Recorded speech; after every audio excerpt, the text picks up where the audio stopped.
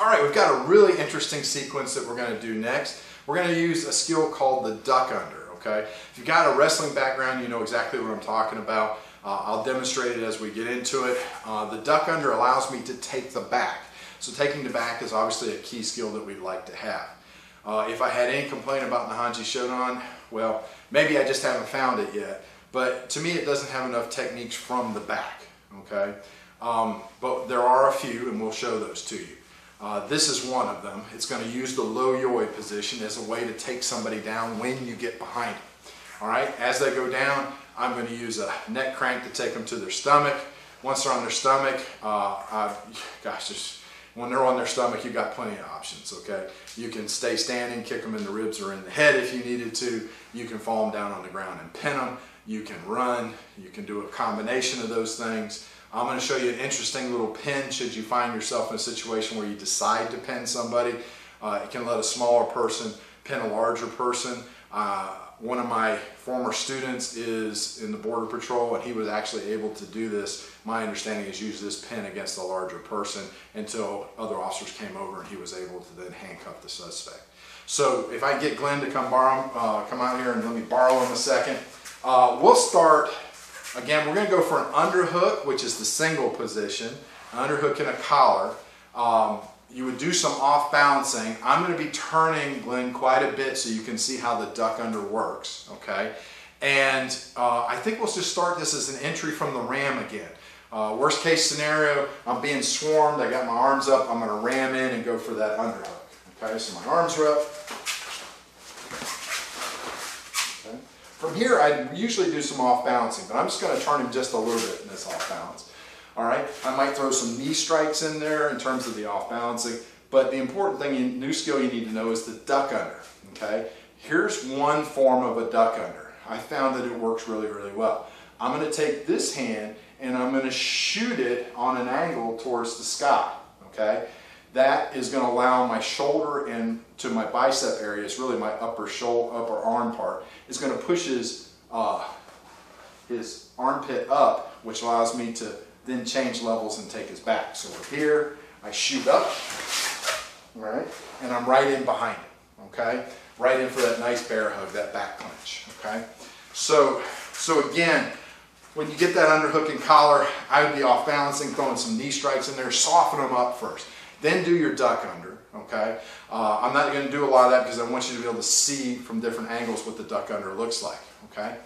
The next part is when we get into that hip clinch, to the back clinch, I'm going to off balance. Now, you can use a palm-to-palm grip or you can use the G.I. Joe Cobra grip. All right, at least that's what they called it when I was a kid. So remember, tuck your elbows in, work his hips, stir the pot to get him off balance. When you feel him start to get his weight back on his heels, that's when you go into the low yoi position. I'm going down like this on either side of his legs and pressing down. You're going to see his butt, his weight, his center of gravity go back over his heels. As soon as I have that, he's going down, okay? And then I'm going to do a neck crank to turn him to his stomach, and then we'll talk about some things from there, okay? So just from this so you can see everything. Here's that underhook, all right?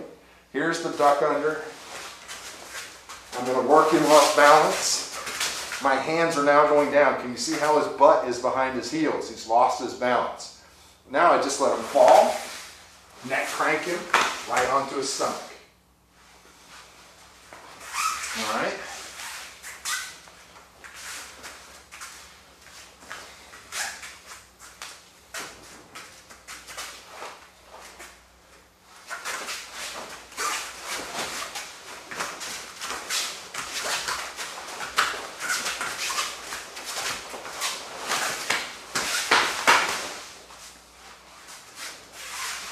All right, now, as far as the pin, again, if it's a street situation, I worry about pinning and I worry about submissions on the ground because I worry about a friend coming up and nailing me, okay? I'm trying to think. I think it was one of my martial arts buddies sent me a clip. If I can find it, I'll try to attach it here. But you have a situation where two guys are tussling on the ground. One guy obviously knows how to ground fight. He rolls the other guy up, he gets on top. He's getting ready to punch. At that moment, the guy that's on the bottom, his girlfriend comes up, kicks the guy. Doesn't even look like a good kick. The guy on top, knocked out. Okay, over he went. So I have some concerns about being on the ground. I think that Jiu-Jitsu, having black belts in Jiu-Jitsu, I very much agree with the concept of how you can beat somebody on the ground. I have no argument against that. My only concern is when another person gets involved. So if you did need to pin somebody, head that way, just lay down on your stomach for me. And flip over. Okay, so scoot back some.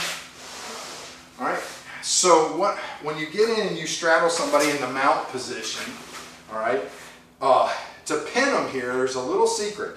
If you take his shoulder blades, almost like you were doing a massage, and you take the heels, the edge of your heels, and you drive by rotating like this, and you rotate his shoulder blades to the ground, and you place some weight on that, you can just maintain that position with your body weight.